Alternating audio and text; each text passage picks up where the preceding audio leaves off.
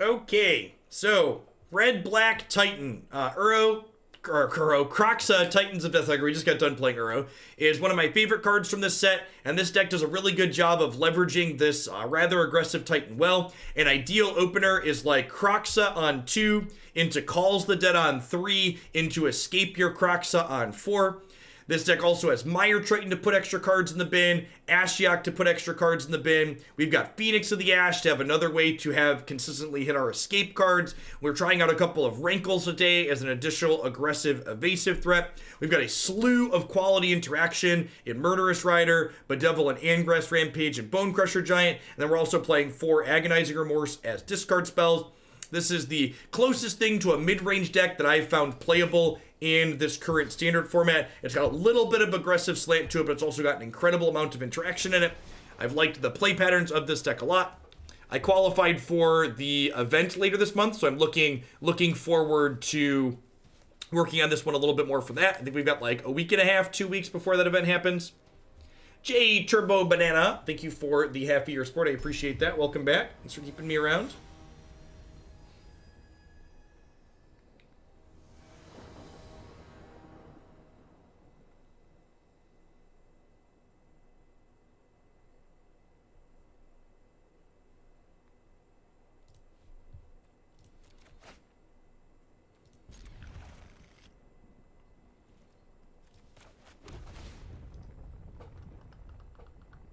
I'm gonna bottom that. I've already got Calls the Dead to start filling my graveyard up, and I'd rather try and hit my 4th land more consistently for this Rankle.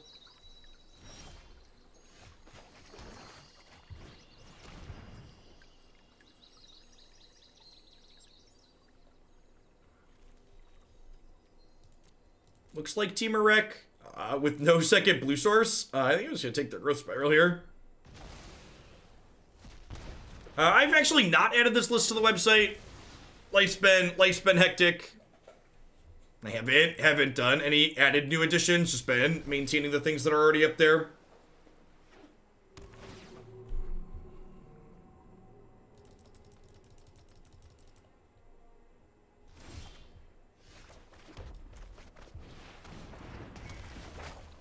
Well, I mean, they didn't call me to cancel. That doesn't mean that they're guaranteed to show up, but they didn't explicitly cancel. I think I'm going to exile the Kroxa here, because Kroxa getting Brazen Borrower kind of sucks.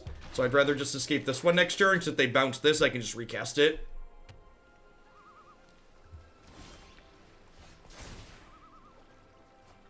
So theoretically, there's a contractor coming to my house at 3 o'clock today. 3.5 hours from now. So enough time to play 2 more decks. Thereabouts.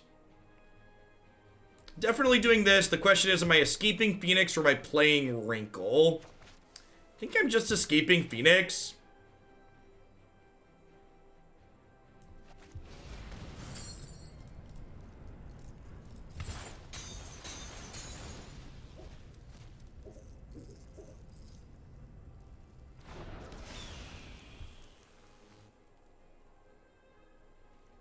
There's no more cleanup step. You can definitely do things in the cleanup step if triggers happen.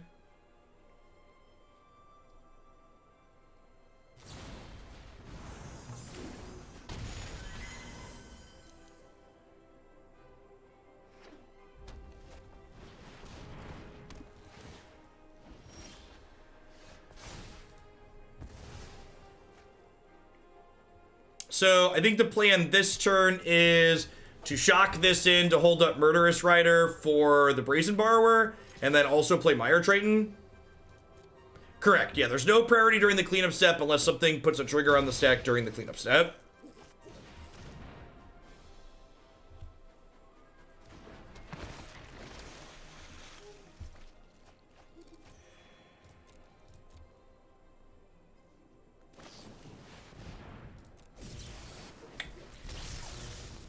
It's wrong to not pump here. After they say no blocks, it might be right to just pump the Phoenix. I agree, Bob. God bless us, everyone. Better late than never.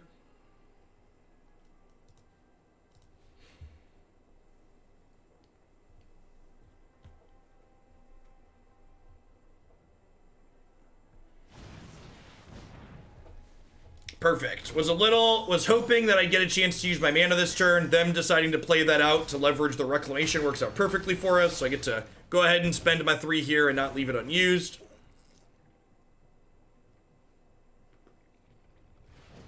I mean, they don't refund him.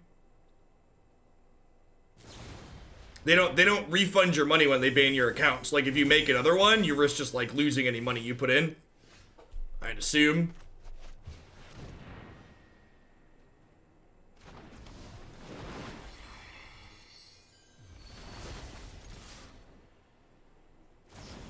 If you don't know who Todd Stevens is, I've got a link for you.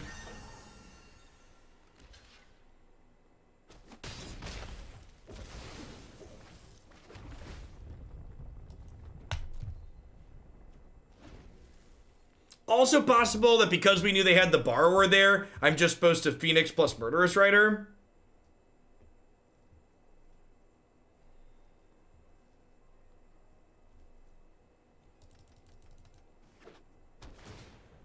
Did you explain why you added them? Yeah, I wanted to try and be more aggressive. And Rankle is a card similar to Phoenix of the Ash in that it's an evasive threat. This deck also has some miscellaneous tokens lying around from things like Calls the Dead, so the sacrifice ability is okay. This deck frequently ends up with its hand empty, so its ability to discard things seems fine. I'd assume his pass finally just caught up with him, like 2 Dev. Large corporations tend to move very slowly.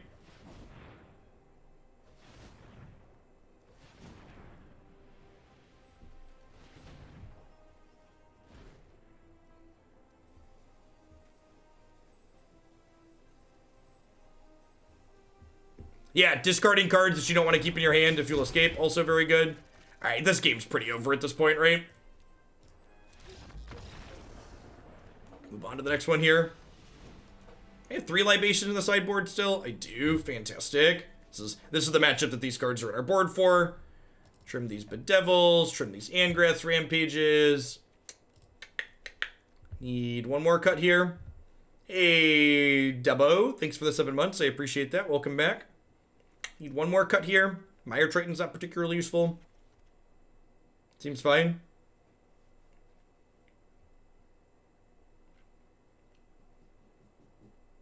Wizards moved very quickly with bannings, historically speaking.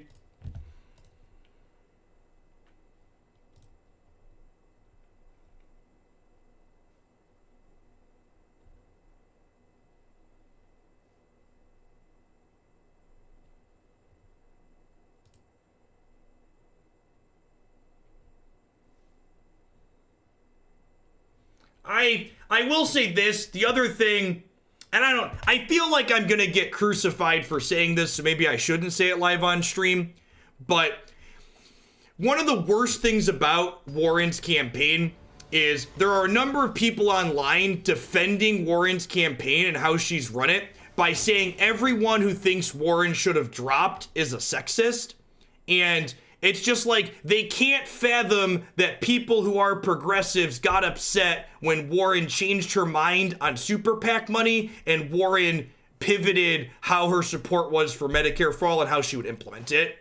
Just like the only reason, they're just like so blind in their support that like the only reason they could fathom that someone would say that we should be backing Bernie, the statistically correct choice at this point, over Warren is because they're sexist. It's just absolutely rancid. Like, Warren has almost assuredly faced countless sexism that I can't account for and no one can really account for. But like, the fact that the only reason you think people would say we need to back Bernie is sexism is it's just nonsense. Like, as someone who gave money to Elizabeth Warren long before I gave money to Bernie, like, her policy positions and how she changed is the reason why I ended up aligning with Sanders. Past that, just the numbers too. Full effect, thanks for the 10 months. Welcome back.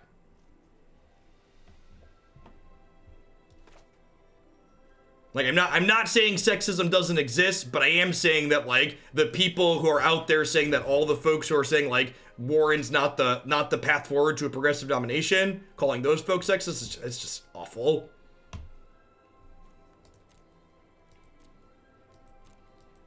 Yeah, I agree. There's lots of loud idiots on in every page.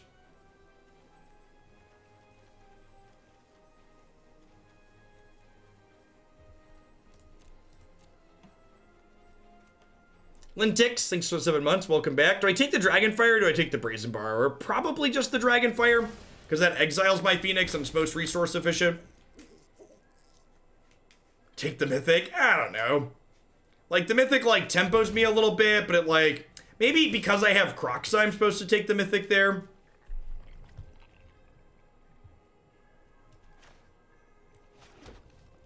Yeah, that's true, too. Dragonfire can team up with something else to exile my Kroxa eventually.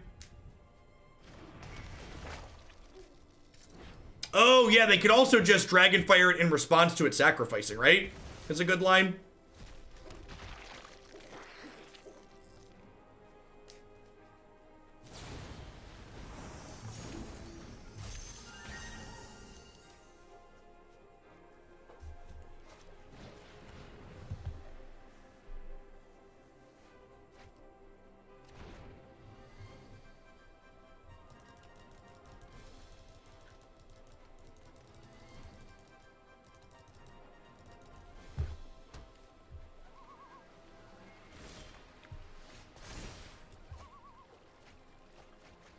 Get to exile Murderous Rider here. I think we're just jamming Phoenix.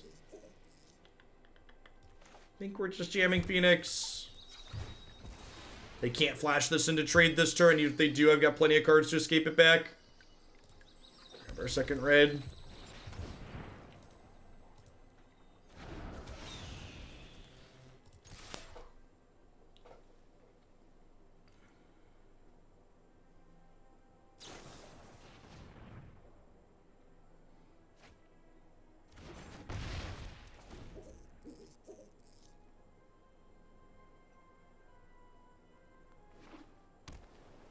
Feel like I don't want to play that deck because of Ashiok. Well, instead of telling me your feelings, I don't really care about your feelings, and neither does the deck building.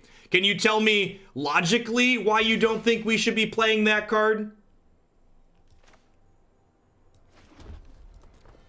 What's the reason you think that card's not good? Can you explain yourself?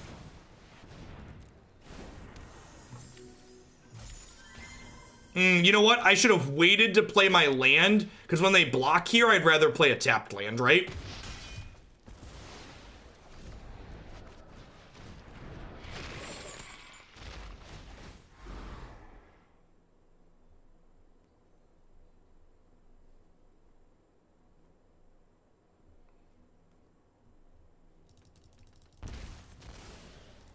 Yeah, it says a lot, full effect, about where the United States lands in terms of treating people reasonably. That, like, the idea that people shouldn't go bankrupt because they get sick, like, is too far to the left. Like, peak USA, like, it's very sad all around.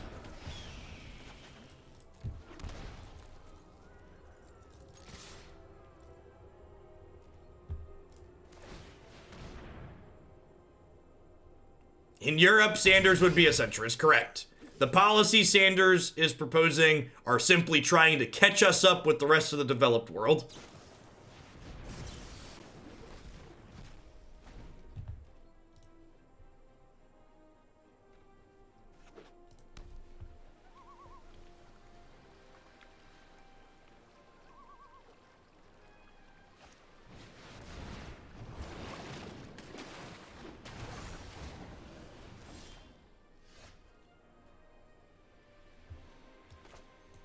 I think we escape this, and then probably just, like, trade it off and smack them for 4 here.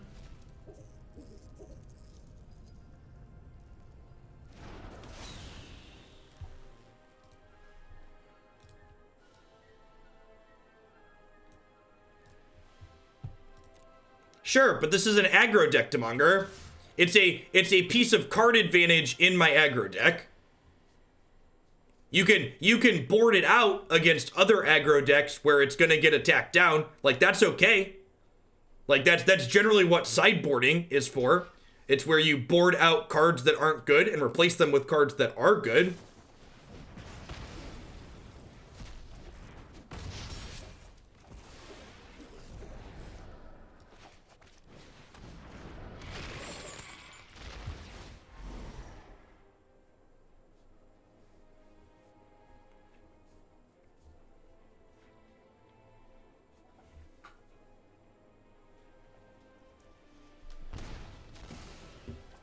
Going down to 2 is bold. Wonder if we're dead this turn. We could just be dead this turn, right? They have 6, 7, so they'd have 14. Could just be dead here. I think if they have explosion, we're dead, right? They have 3, 17 mana. That's 13 ball. Another 1 short of killing me with expansion explosion. I have no idea, full effect.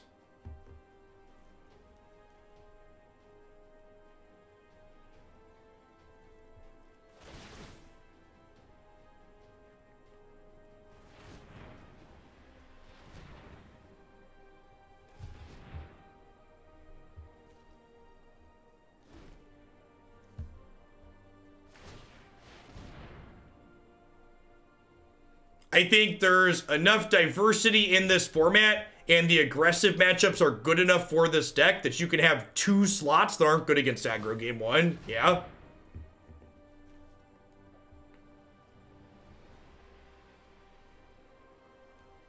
And yeah, this isn't a viewer submitted deck, so like, do you think X? The answer to that is always yes if I built the deck. It's like, well, yeah, I think that's correct. That's why I built the deck that way.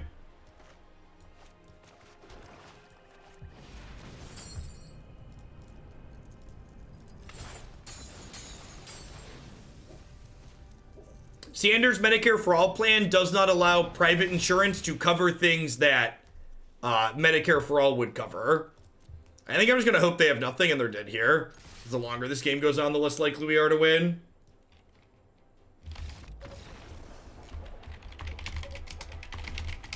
God bless.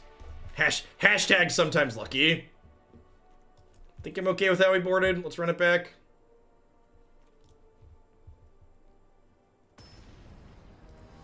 Yeah, Ashiok's also a main deck graveyard hate, for sure.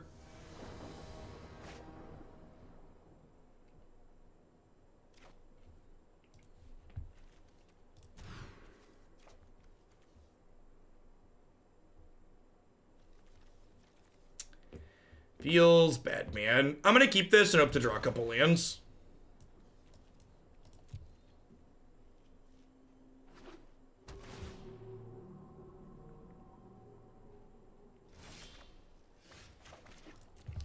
When you're looking at a 6-card hand like this, the question you have to ask yourself is, what do you think is more likely? Are you more likely to draw lands with this 6-card hand, or are you more likely to win with your average 5-card hand? I think the answer is, I'm more likely to draw lands here.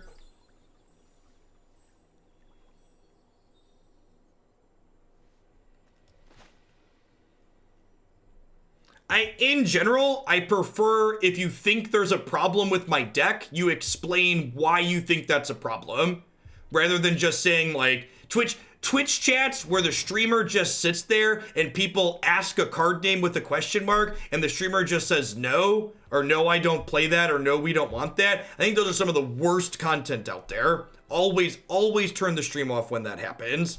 It gets repetitive very quickly, and when some people start doing it, everyone starts doing it.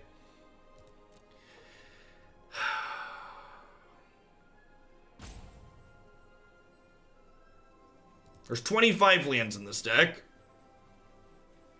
Am I supposed to take Growth Spiral here?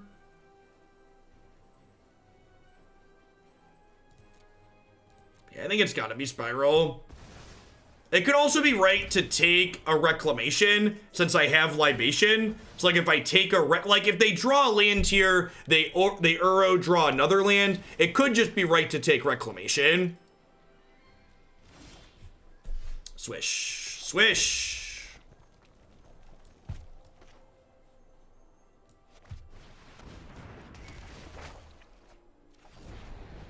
Sure, I like a lot of Warren's policy points that she put up. That's one of the reasons why I donated to her initially. but the way she pivoted on certain things like Medicare for All and Super PAC money, and the way, and then past that, just the reality of what her numbers look like means she shouldn't be running at this point. Would I have been happy if she was the nomination? Yep. Would I be excited to vote for her in the general? Definitely. But unfortunately, I live in reality. Why not get aggressive there with the Phoenix because I missed a land drop? So the counting here, it's actually, the reason why I played the Call the Dead is because it's more aggressive to play the Call the Dead.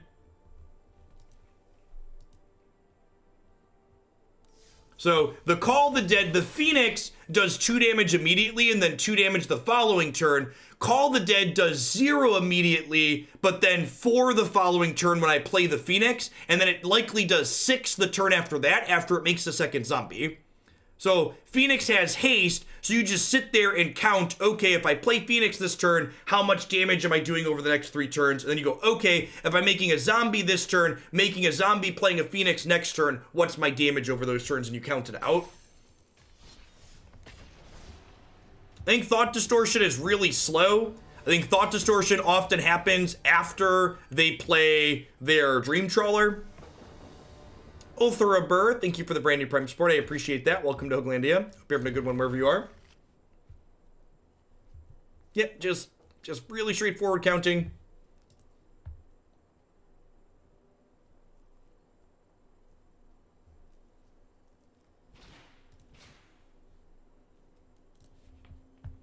All right, so very likely the established Sphinx of Foresight deck in this format is the Jeskai Fires deck.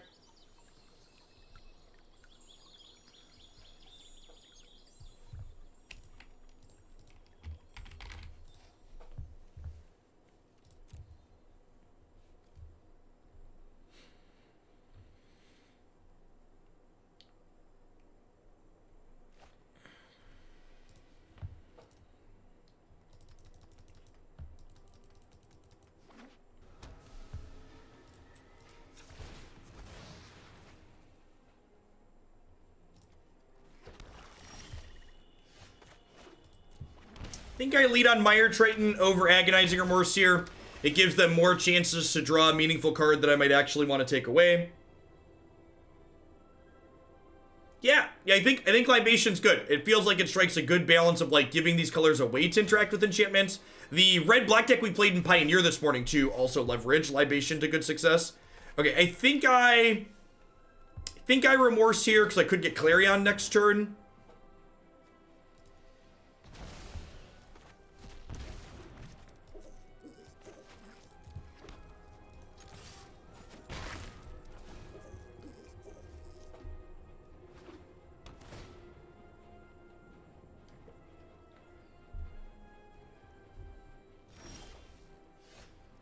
Is Magic getting a lot less attention? Yeah, I mean, we're at like a natural low point in the cycle, and like even my numbers and Croaky's numbers are down a pretty significant chunk from like where we were at Magic's peak. Right after set release, or like even last year. Like looking at my metrics in general, like a high point for my viewership was like January, February, March of 2019. And like, that's fine. Like Arena was fresh and knew that at that point, and they were pumping extra money into it. Games have lots of natural ebbs and flows. Although I will say, as someone who's been labeled a liability, I do get a small amount of perverse pleasure from seeing some of the newer content creators that Wizards favored and invited to things, jumping ship from Magic and playing other games.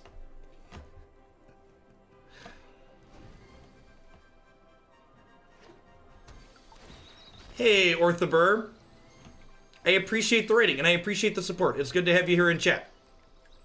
Thanks for keeping me around.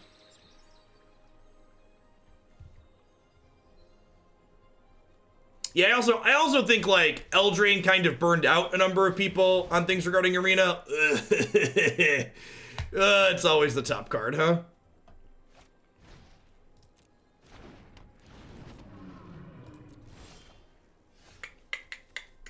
Maybe they brick on a land for a couple of turns here and we have a shot, but very likely dead. If they hit the 5th land, they get to play King Kenny here.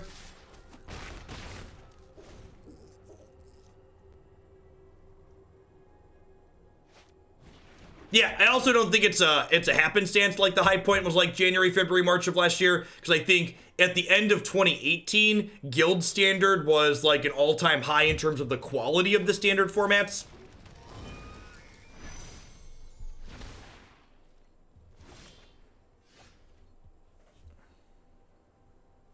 Yeah, we just can't keep up with the skating life here. One thing that's a little awkward here is that Libation, because of their omens, doesn't consistently hit their fires, but I think we still board it in. Bedevil's not very good here. Rampage is kind of whatever. I think this is not a Duress matchup.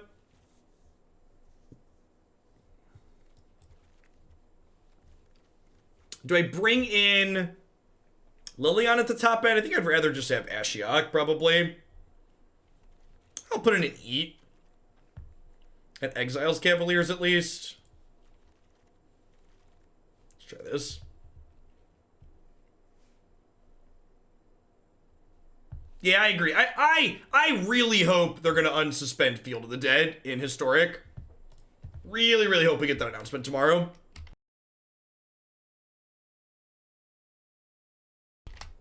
That would be my what would I like in the Historic update tomorrow would definitely be unban Field of the Dead.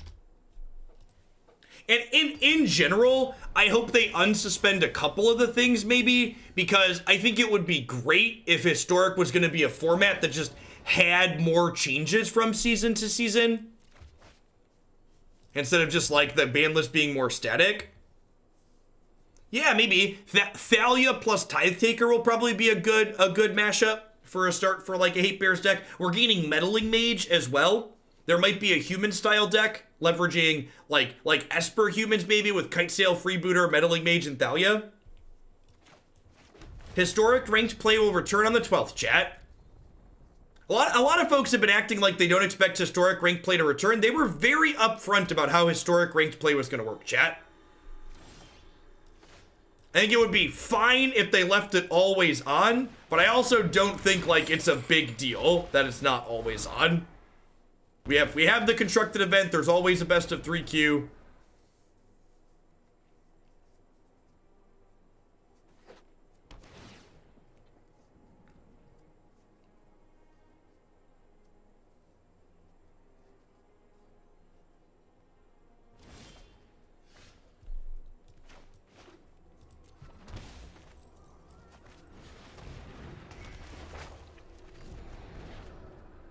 Exile Triton here. And I disagree with your assessment, Demonger. I also think, and this is one of the big deck building things that I think a lot of newer deck builders get hung up on that they do poorly, is that so many new deck building, people new to Magic deck building, don't understand the concept of a Magic card being a good game 1 card. One of the things I think newer Magic players and deck builders do incorrectly quite frequently is that they go, I often sideboard this card out, so that means I should cut that card from my deck. And I think that couldn't be further from correct. There are, generally speaking, Magic the Gathering decks, especially ones that are combo-based, aggro-based, mid-range decks like this with an aggressive slant, they will frequently have cards that allow them to be linear game 1 that they then almost always board out for specific interaction post-board. And that's fine. That doesn't mean those cards that you're boarding out need to be cut. It just means that, like most Magic decks, your deck becomes more interactive in the post-board games and less linear. That's a very common thing that happens in Magic. Hey, Ganon, thanks for the 3/4 of your support. Welcome back. As a throwback example, if people who remember Goblin Rabblemaster when that card was in Standard, I remember playing teamer decks with Rabblemaster, and like my sideboard guides like had that card boarding out in basically every matchup, and people were always like, oh, so we should cut Rabblemaster from the deck. It's like, no, the card's great, don't cut it, but you should always board it out. Those things are not like mutually exclusive.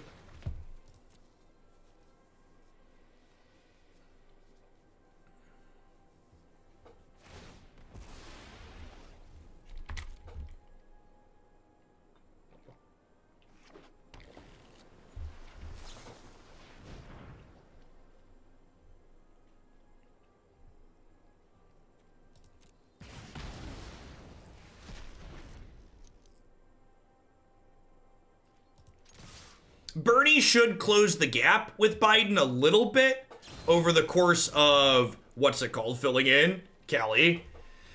Do I stomp my 2/2 to counter this? I don't think so. I think I'd rather just escape Kroxa this turn.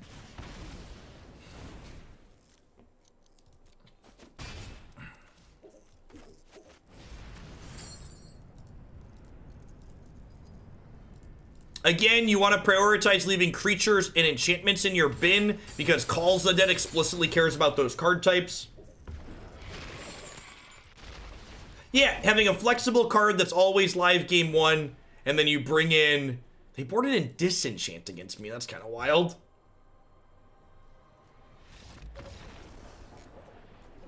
Kroxa, again, just showing its ability to close games out incredibly quickly there. Comes into play, they can't answer, it just runs away with things.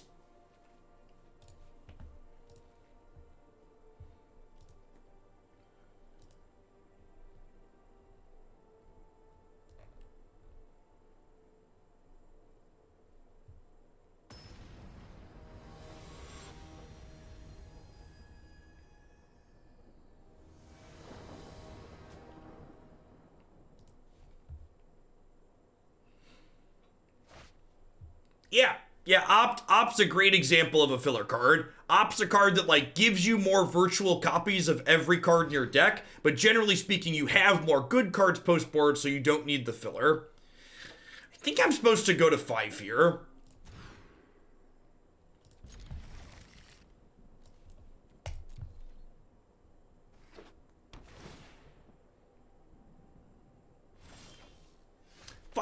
Fires is a deck that I personally found pretty emotionally unsatisfying to play. I find it fun to pop up with a couple of times here and there, but it's definitely a deck that I would consider to have fairly low player agency a lot of the time. In-game player agency, asterisk. A lot of the decisions you make with the Fires decks are how you're sideboarding and how you're mulliganing, and then inside the game itself, what you're trying to accomplish tends to be relatively straightforward. We're actually kind of hoping to draw a 4th land next turn, so that way we can go Calls the Dead into Escape Kroxa.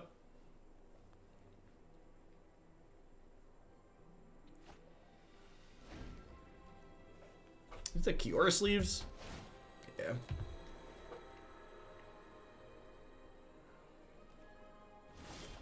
Alright, there's the land we wanted. So, if I hadn't drawn this land, I think I'd play Phoenix. But because I drew the land, I'm going to play Calls the Dead. This way I can escape Kroxa next turn.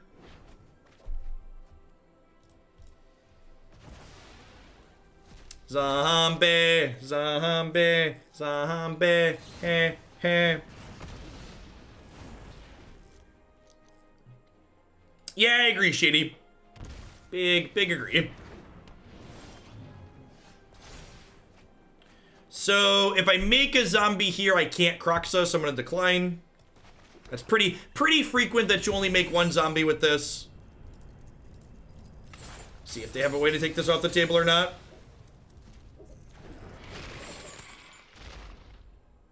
If you haven't tried this black-red deck, I'd encourage you to try it, Sword and Shield, because I was definitely someone like you who thought that, and this deck opened up the window for me. Like, I think part of it is there aren't many good traditional mid-range decks in this format, which I think is an archetype a lot of people like playing. All right, what's your last one? Okay.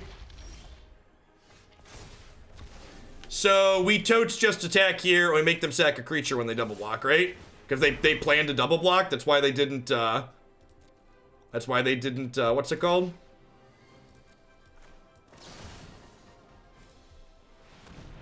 Just like we drew it up, chat. They're not just down and out here. They do get to sacrifice Seordain, so they get 3 looks at a good 5-drop. And some of their 5-drops could draw them into other 5-drops. They did just discard a Kenrith, which I think they didn't play because they wanted to threaten a double block. I think the default list is good for best of 1. I don't know what the best of 1 metagame looks like. If the best of 1 metagame is more aggressive, you probably want to trim the Ashioks for a more aggressive format.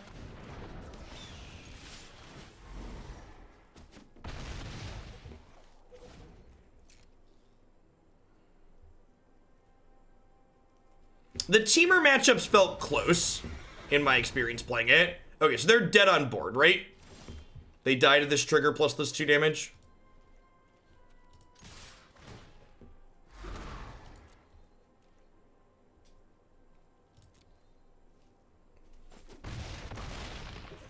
This game was a good example of having a quantity of cards is less important than having the right cards. Like, we mulliganed to 5 that game looking for a more aggressive start, and we found it, and we were able to run them down because we were aggressive with a little bit of disruption.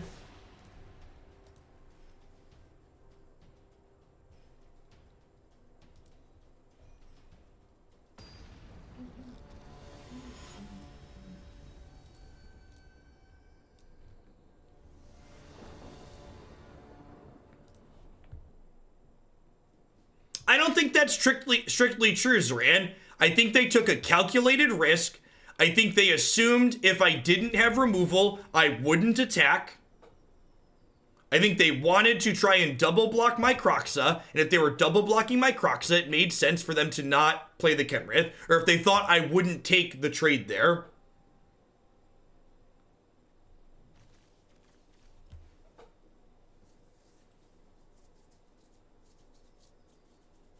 Seems a little clunky because both these Fabled Passages are tapped, but like, if it draws another land, it's okay. Hey, I'm glad you're enjoying it, Woolmaster. Yeah, a lot of great stuff up on the website for Standard. And Historic, and Pioneer, you know, just good stuff in general.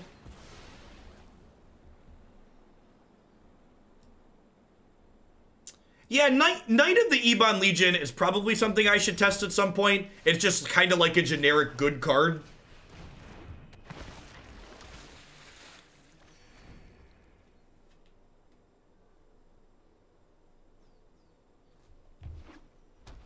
I don't know what Mogius's favor does. Is that the escape card? Yeah, I don't know. Mogius's favor is interesting. I also added Angrath Rampage after the last time we played against Adventure, so I wanted more ways to kill. I felt like if we were keeping Clover off the table, if this deck could keep Clover off the table, our Adventures matchup felt okay. Hey, and thanks for the 2/3 of a year, Woolmaster. Keeping Clover off the table felt pretty key to having success.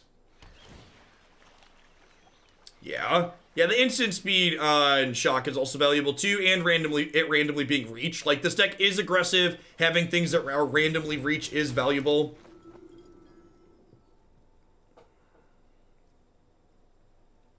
If we draw a brick, we'll probably just Triton plus Rampage them here.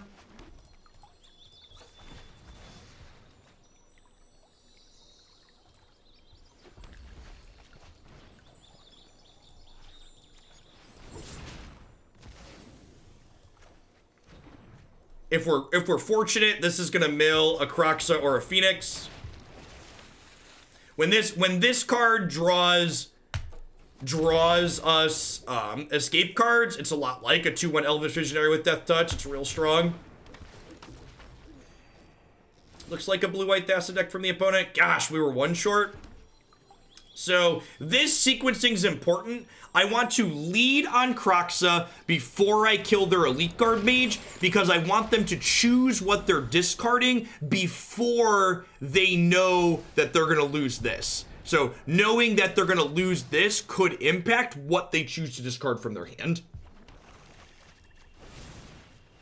So always want to force your opponent to make decisions with the least amount of information possible to give them the best chance of making a decision that goes well for you.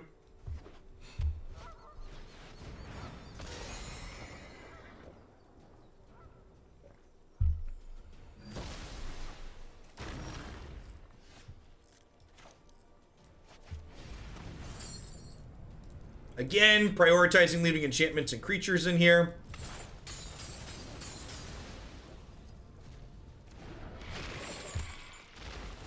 Yeah, I could see that too, Mikey. Maybe the Adventures matchup is die roll dependent, just because we can get under them better when we're on the play. We could see another Cavalier here, because they did play this one knowing that I had Kroxa. I have 5 cards in my bin here still, so I can re-escape the Kroxa should it die. Oh, they're just blinking it. That makes sense. Trying to get a 3/3 here. Agonizing Remorse. Well, that's stellar, right? So I get to take both their cards in their hand away. Wow, really surprised they didn't Thassa. Maybe they drew the Thassa off of Fibblethip. That's probably what happened. And again, keeping Calls the Dead in here in case we draw another Calls the Dead. Thanks for the 15 months now, Spoon. Welcome back. I appreciate that.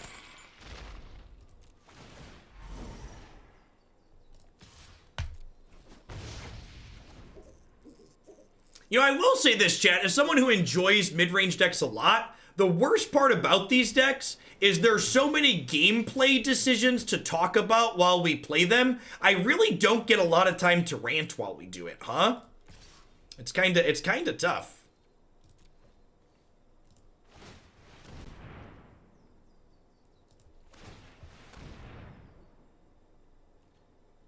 This is a 2-turn clock here. They have negative ranting EV, right? There's too many in-game decisions in these decks, chat. How am I supposed to fit in a good rant? I think I'm keeping that, huh? If the Phoenix goes sideways here and gets like exiled, or even just killed, we get to draw extra cards. And there's nothing to rant about with that Fishland clock other than good. Better late than never. Bonecrusher's lethal here. Rankle is also lethal.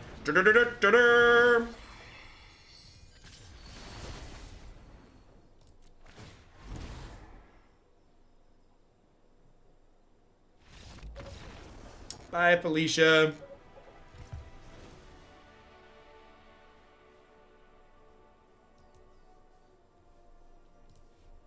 All right, so blue, white stuff. E2 Extinction's probably good here. Haziak, thanks for the brand new Prime Sport. I appreciate that. We've had good sets today, Cousin Vin. Every deck's been good so far today. I'm gonna trim these Rampages because they have a lot of mediocre cards in their deck. I think Ashiok's quite good here. They can't really pressure Ashiok, and Ashiok lets us re-escape our cards a whole bunch. The Pioneer deck we played today, is gonna get tagged as a deck of the day. So I just had Historic was great.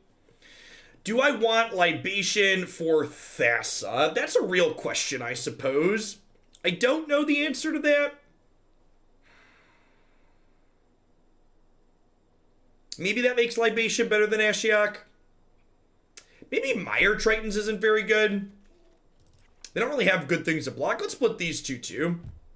The Pioneer deck was actually a red black Titan deck as well. Was Young Pyromancer, Kroxa, and Bedlam Riveler.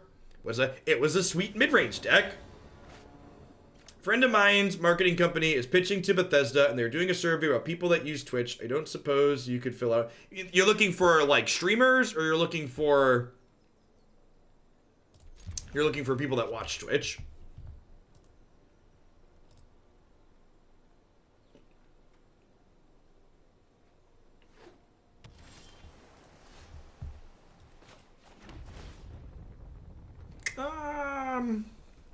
Yeah, that's fine. 4th land means this is untapped. We can go turn 2 Remorse, turn 3 tapped land Remorse. That's a fair assessment, Grey Wolf. The opponent's deck is definitely more of a brew than anything, so haven't played against it a ton. It's a lot of exile. I think I'm gonna take their Elite Guard Mage here.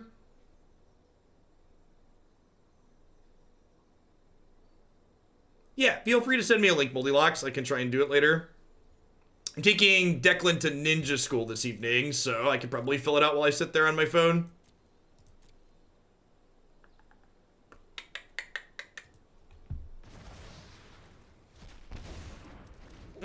That's an interesting thought. Do I just take their 3/4? Maybe that is correct. Just first and last name at linux.com. Yeah, I think you're right. I didn't consider during my discard spell there the fact that I had another discard spell, which was a pretty big mistake. I definitely should have taken this because I had a follow-up.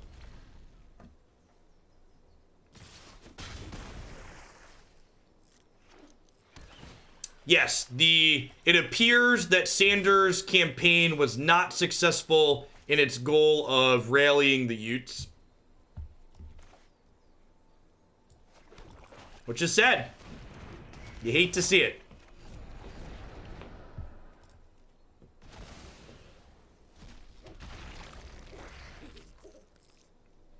We talked about Rankle being a possibility in that deck. Reveler was good. Like, the couple of Revelers that we played felt reasonable, and I would play them again. The question here is, do they want to spend decrees on this? They don't. Like, the fact that they didn't want to spend a decree on this feels huge to me. Like, the fact that these zombie tokens just got to stem the bleeding here is awesome.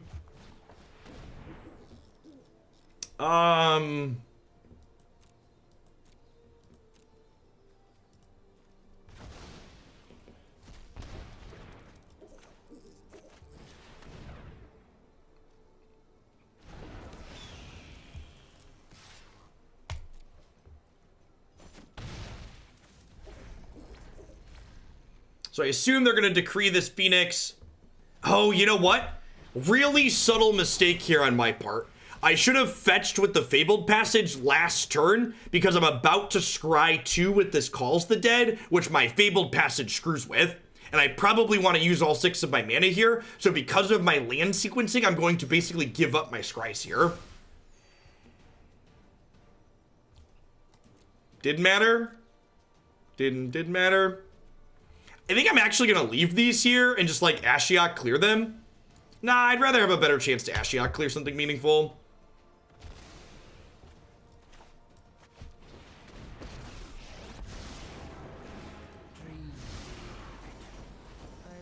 What's Reveler? Bedlam Reveler was the Pioneer card we were playing in this archetype in that format this morning.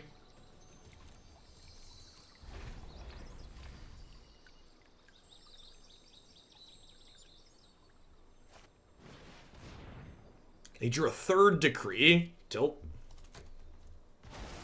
They have a lot of respect for red aggro on their sideboard, huh? There's 12 cards in our bin, though. Soon to be 13. So, you saw me check the bottom of my deck there before I fetched with this. If the bottom of my deck was all cards I didn't want to draw, I'd wait to fetch. But because there's a card in there I don't mind drawing, I think fetching right away is fine.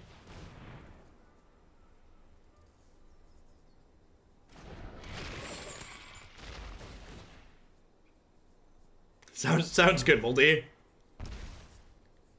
Okay, so their plan here is to gust this after I escape.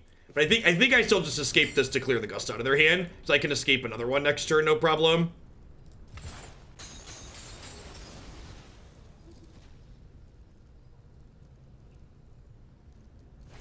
It's fine. I think this card's close to constructed playable. We're gonna decline getting that back since we have 2 more. Maybe I'm supposed to attack there. Oh, well, shoot.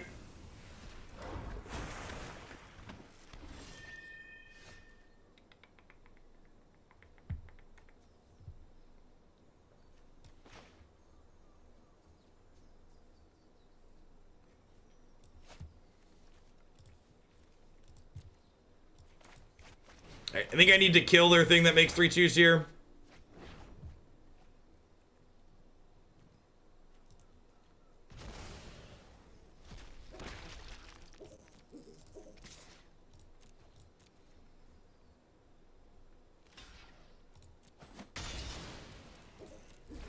Thassa also gives them the ability to hold up mana and diddle my Kroxa every turn, which is unfortunate.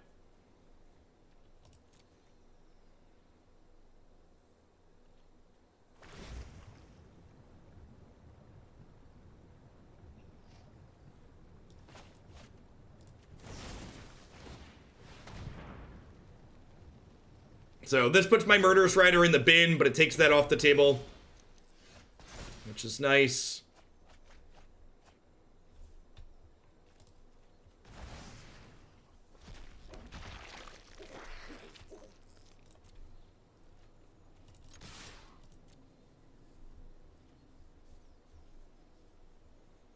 think I'm holding on to Bedevil for the time being. I think I want to just put this Kroxa into play. Lets them make another 3-2, but I'm okay with that.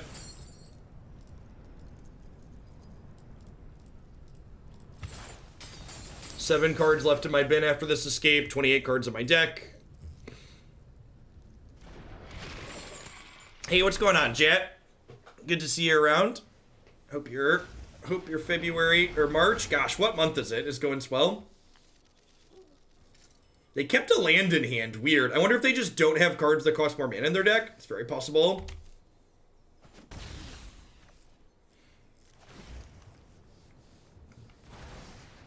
I really feel like we need to get Trump a hobby. It seems like his job isn't particularly demanding. He has so much time to tweet. Maybe it would be... Amazon got a confirmed case of Corona, so how about house arrest? That seems smart. Yeah, Christie's job told all their employees they're allowed to stay home if they're feeling sick.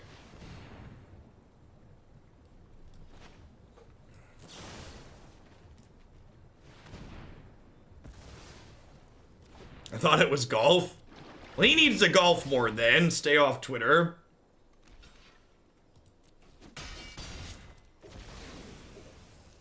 I mean, you should probably be disinfecting all of your mail if you're that worried about it.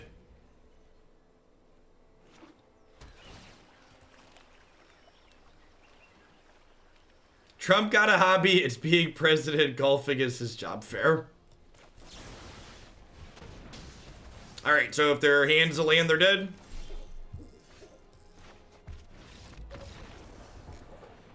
Moving on up the ladder.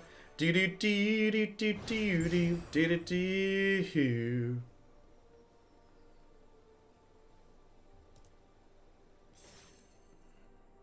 Emergency legislation is being passed in the UK to make sure anyone self-isolating is given sick pay from day one and not penalized for doing so. Wild. I can't recall the specific number, but I believe Trump is the 6th highest paid athlete in the country / world. Yeah, Kroxa closes really quickly. Revival Revenge. That's just the return target creature that costs 3 or less, right? For black. I don't know if that's actually super useful. I feel like we already hammer our graveyard so much.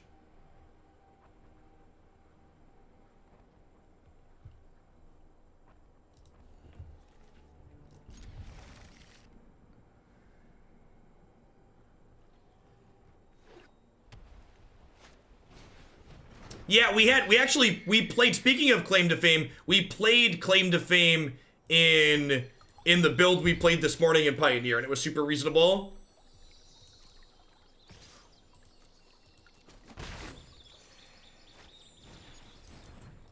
Alright, so it looks like a Flyers deck as opposed to a Life Gain deck. Flyers deck is probably a lot better for us. Life Gain deck can probably get out of hand.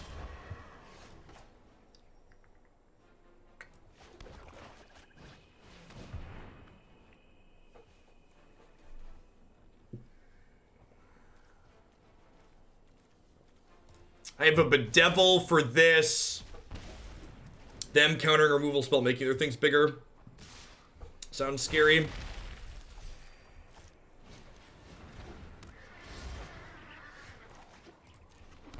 Defense.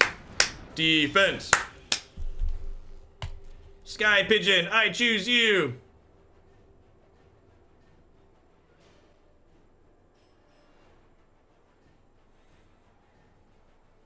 Caca! Caca!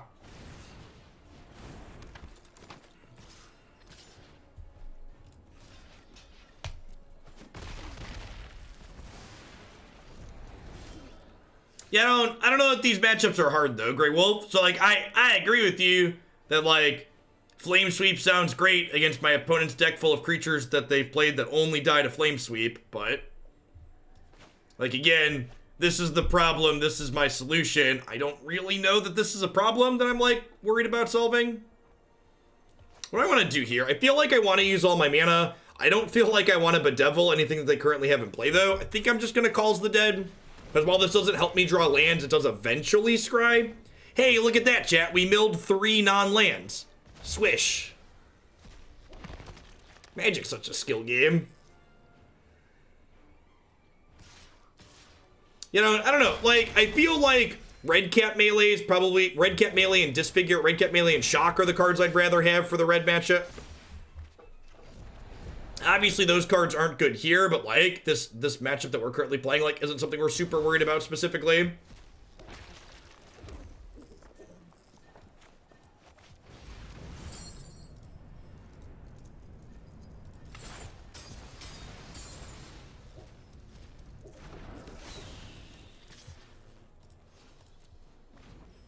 I'm gonna wait a turn to attack because I don't want to attack and have them double block because this gains me an extra life next turn. If they find a land here, they can tap my Sky Pigeon and then... That's pretty scary. Extra lands, eh? I don't think I really need those, huh? Let's go bottoms up with the 5th one in our hand already. What if we Mire Triton hold up Bedevil here?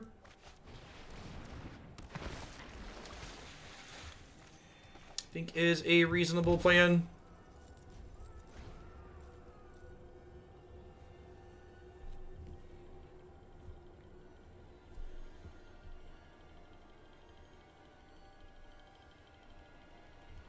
I did not Sword and Shield.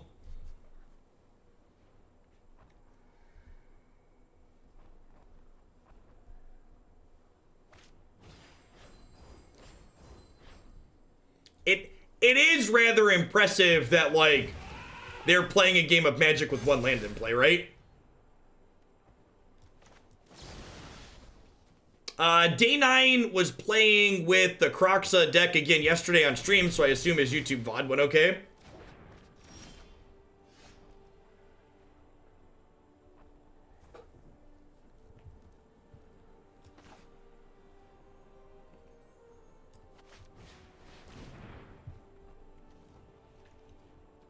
Huh? Probably can't beat that card, huh?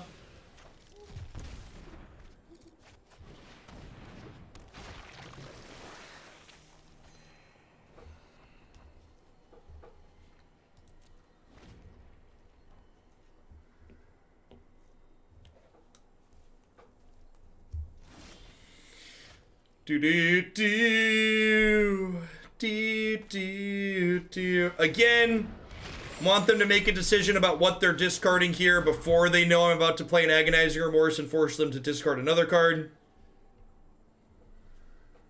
You know, we know they have 3 spells.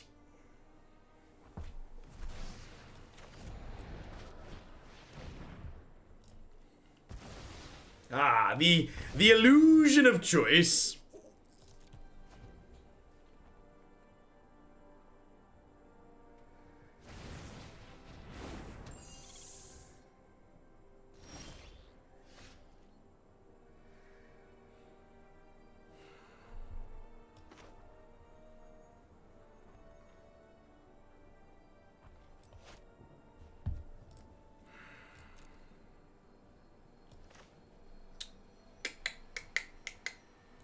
I'm just supposed to do this.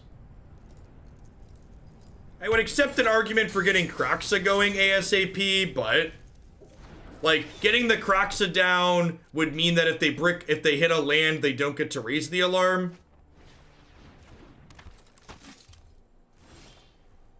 Untapped land here is great because it lets me Kroxa and then also Bonecrusher Giant.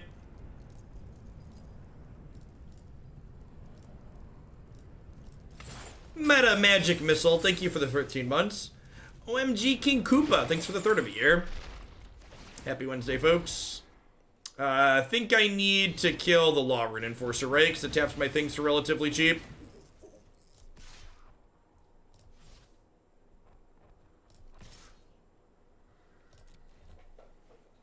Need to start killing them.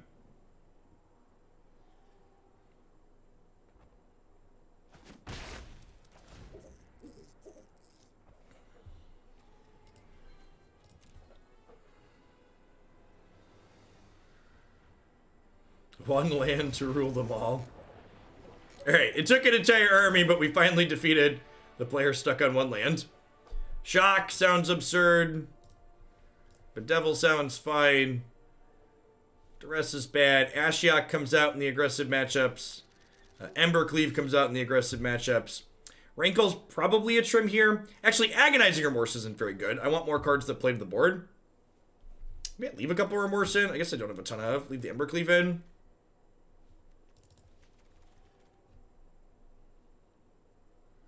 They're clearly only running one land in their entire deck, and they got lucky to draw it that game. Fair.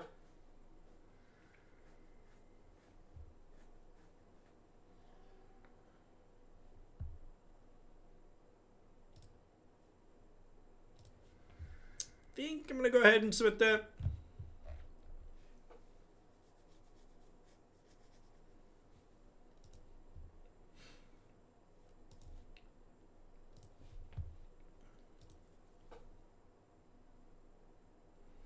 You know, I think you might be being sarcastic, Nyreed, but I think there might actually be merit to considering bringing in one or two of the red caps here.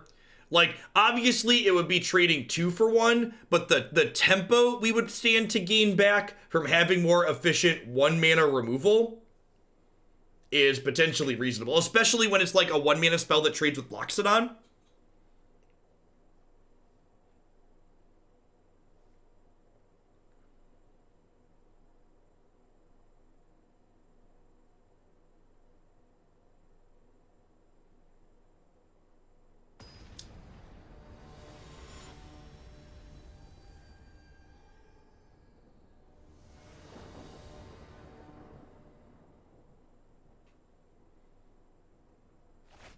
I mean, one of the best ways to get informed, to get involved, is just go right to the sources themselves, Drew.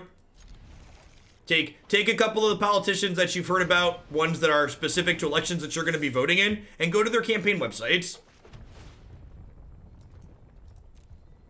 One of the most important things about becoming informed about any topic in the world today is something that I hear brought up a lot is their people are often trying to seek out an unbiased source, whereas in reality, you don't really need to seek out unbiased sources because those don't really exist. What you should be striving to do is understand the bias inherent to the sources that you're looking at, and then that gives you a frame through which to reference the information you're being presented.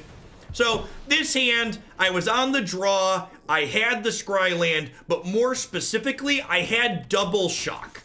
So the reason why I kept this hand was not only because we had a Scry and we're on the draw, but we had double shock. And I think the double shock there is really important. I think I want the 4th land.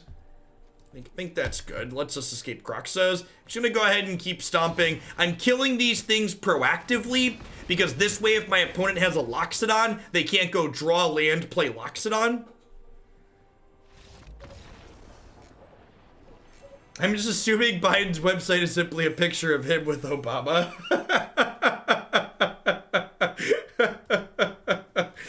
I hope I'm here for 4 more years.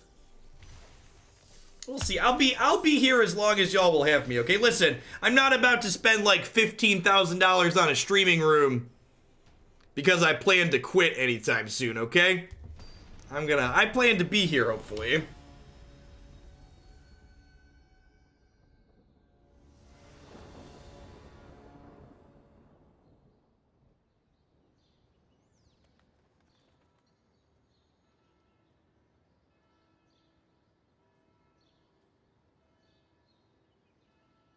Yeah, soundproofing materials are not cheap. You can spend well up into like the 6 figures depending on what you're getting in terms of soundproofing. I mean, like finishing a space the size of the room in my office, the size of the room that's going to be my office is like $4 to $5 grand for just like a normal finishing job. The room is currently just studs. So we're ideally going to get it soundproof. I have a second. The first person that came out to give me a quote quoted me almost 20 grand. So I'm hoping to keep it to 15 or so. I have a second person coming out this afternoon. And then another person that's hopefully coming out Thursday or Friday. Mop, thanks for the 13 months. Welcome back. I appreciate the support.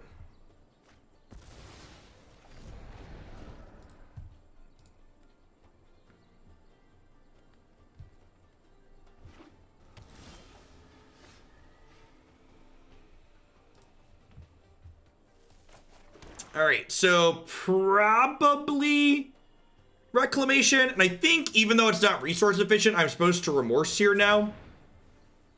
Because I want to take the Reclamation before it happens.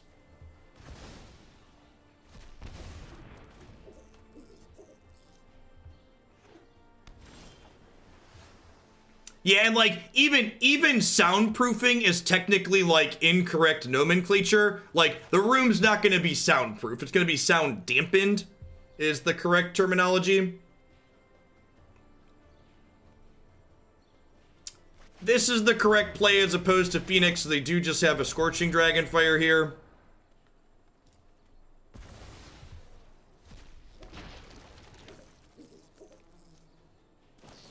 They might just Dragonfire this, yep.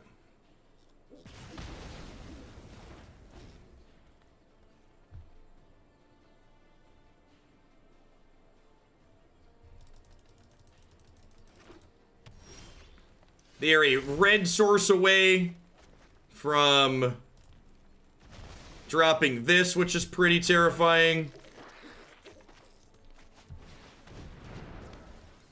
Am I trying to keep the noise on the other house the rest of the way around? Yes. Yeah, Hexa gets it. Yes. Yes is the answer to that question.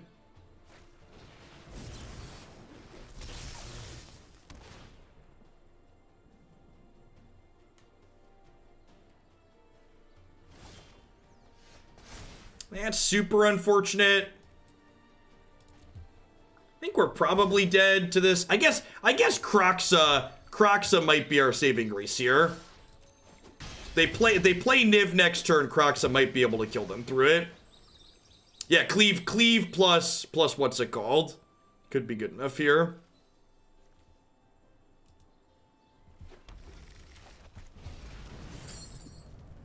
You got a friend in cleave. Do do do do. Do do do do do do. Do do do do.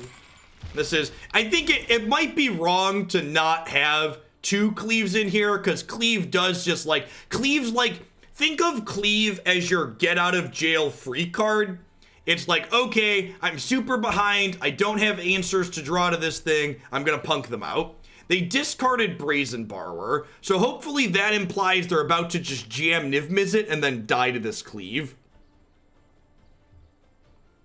Because like this would have cleanly answered Kroxa. Okay, do they have expansion? Sure.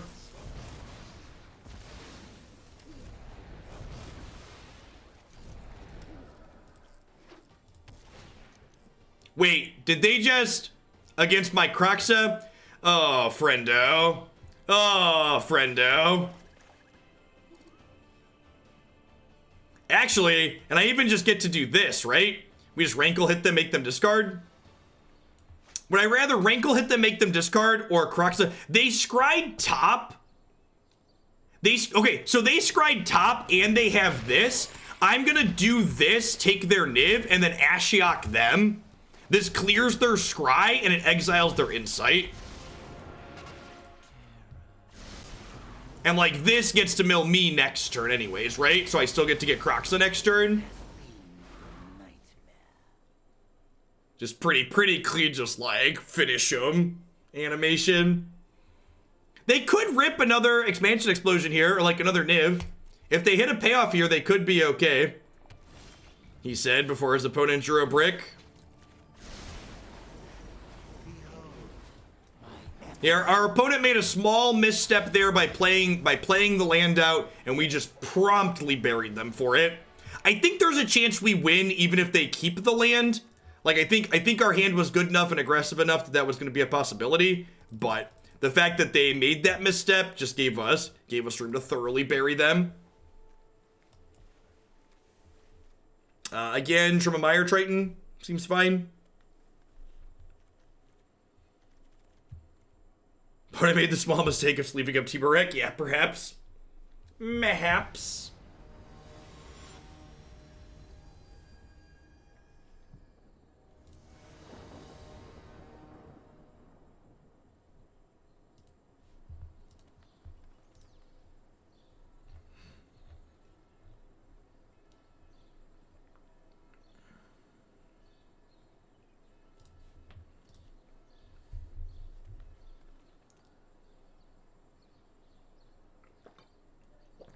Kroxa's very good. You know, and this is, maybe, I don't know if I'm allowed to do this on the internet. I don't know if this will age well. But maybe I was wrong. Maybe we were wrong as a community about Kroxa being the worst Titan.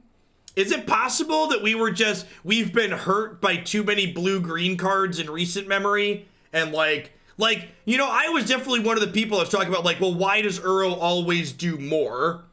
Like, Kroxa's been really impressive in multiple formats.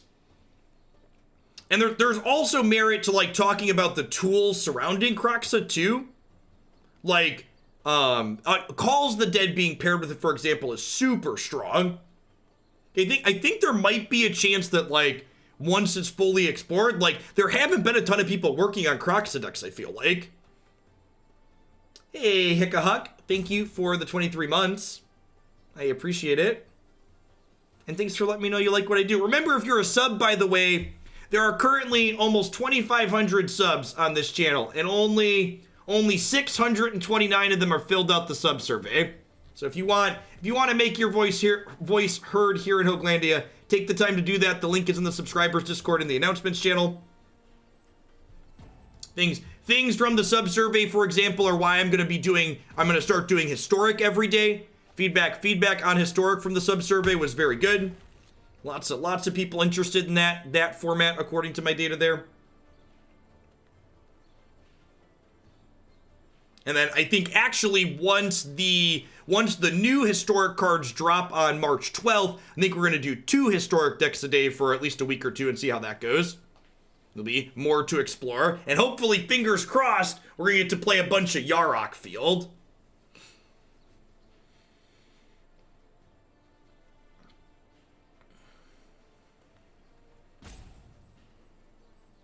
I think our opponent got Comcasted here, had something come up. So this was going to be my last match with this deck, but because this one's ending like this, I'm going to play one more before we move along. Tuners, thanks for the 15 months. I appreciate that. Welcome back. Thanks for keeping me around. Yeah, I think that's a fair assessment, Pelly. The fact that Kroxa didn't really fit into established decks right off the bat, it made it harder to attack. I believe we should find out tomorrow if they're going to unsuspend things. Ohio! Thanks for the 23 months. Welcome back. My subscription ran out and I had to watch it ahead. Sorry, tutors. You're shielded again for 30 days.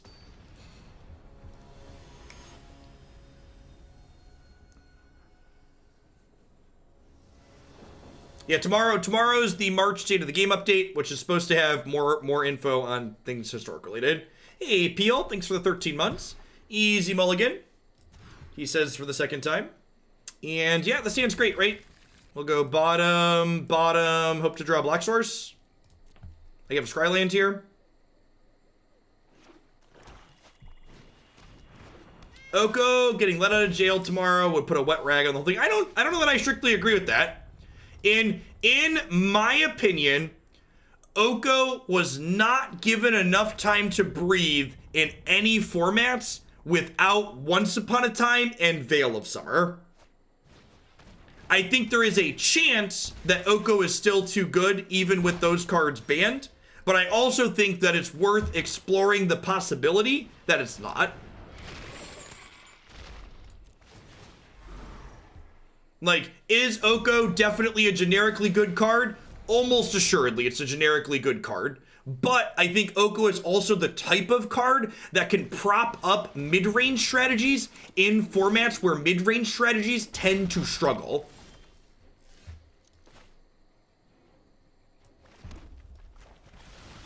I think I just want to kill this rather than play Calls the Dead here.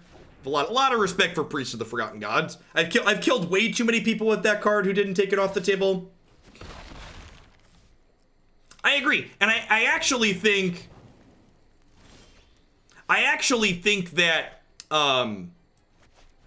what's the word? What's the verbiage that I'm searching for? I actually think that Historic has the real possibility to have a more flexible updated cycle because of these suspensions. I am hoping against hope that the reason they are saying these historic cards are suspended instead of actually just banning them is because they plan to not actually just ban everything that gets suspended. In my opinion, if they don't unsuspend anything and they just ban it all, then the suspension list is just a scummy marketing tactic. It's a scummy reason to not give you wild cards back right away.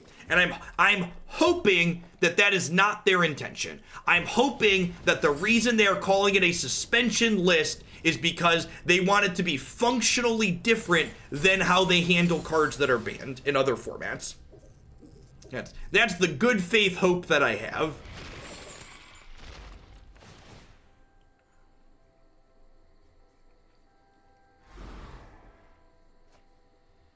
I mean, we don't know that, Silence. We don't know that they did it intentionally for scummy reasons. I think that a little bit of that is projection on your part.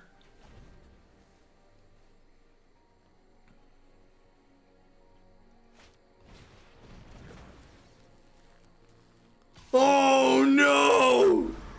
They stole my boy, chat!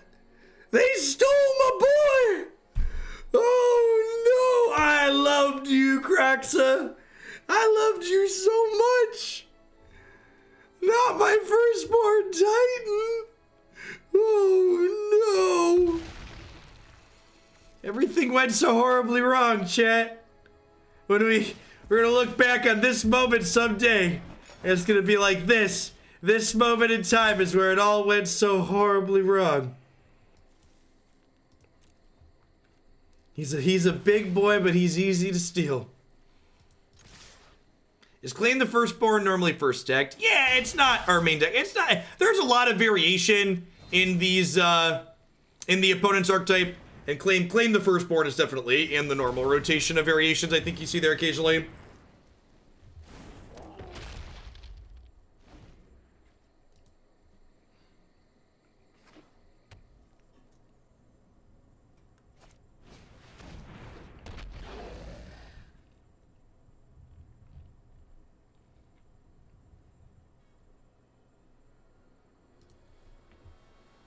Are we dead? I mean, I guess I get to Murderous Rider that, but I feel kind of dead at this point, huh?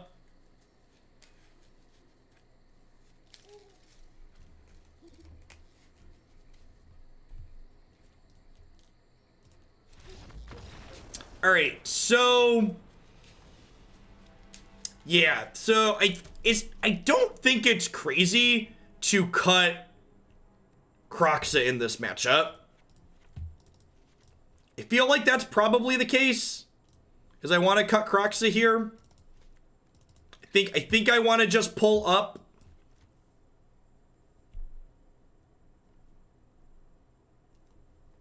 Yeah, it's just too good if they claim it. We just get sent too far back. Bonecrusher is a touch awkward against their oven. And I'm also like have ways to kill their oven. Rampage actually isn't very good here, right? They usually have miscellaneous food lying around. Hey, Tidwell, thanks for the 15 months. I think we're just relying on flying. Like I have like 6 flying threats. We can go around to. Yeah, maybe the one cleave. Cleave kills them. Let's leave the one cleave in instead of one rider.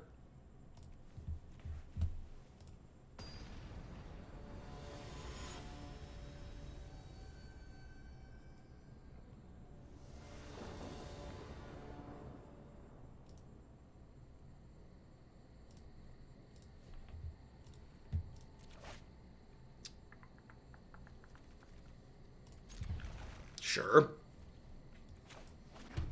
Disruption plus a threat. Bottoming our 6-drop for now.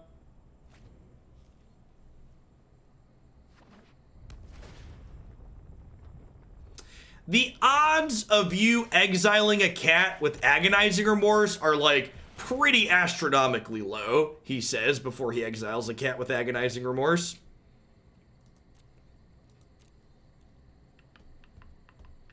I think I'm just exiling their Kroxa here.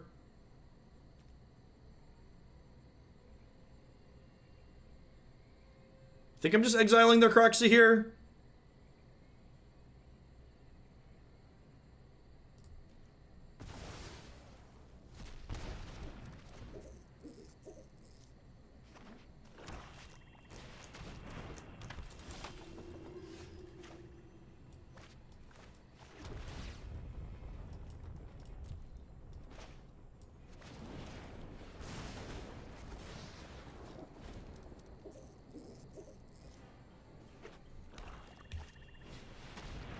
I mean, I just get to shock the priest.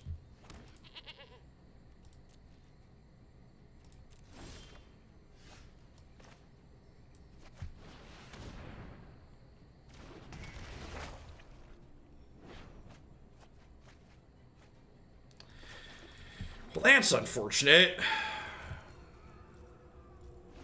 A little bit. Scotch of variance there.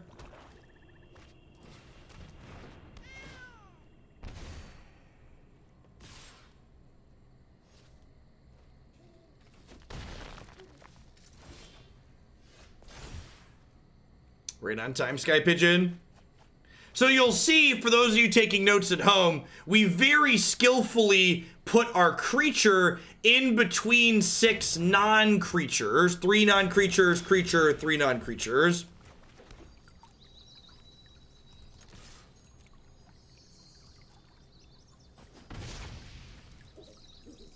How many escape creatures do you think is too much? 9? I think 9 is too many.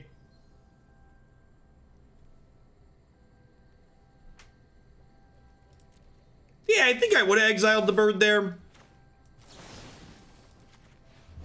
And this deck, actually, Jack. This is the most competitive deck in the format that's closest to a mid-range deck.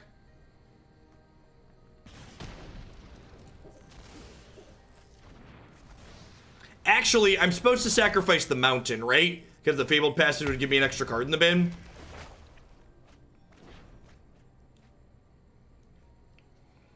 You'll actually have to get this one off a Stream Decker here. I haven't. This is one we found later in the season. I haven't actually thrown it on the website. Feel kind of dead here, huh?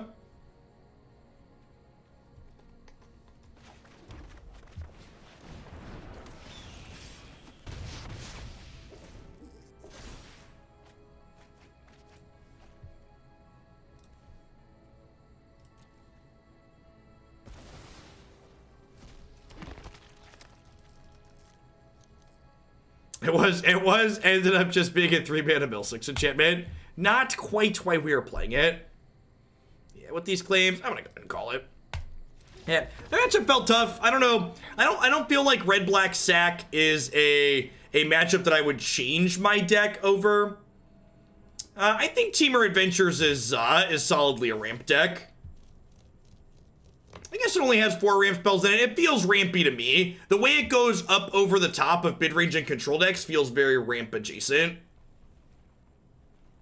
As far as this is concerned, the jury's still out in terms of like what the details are. So when you're tuning a deck, I think it's important to identify like what your core cards are.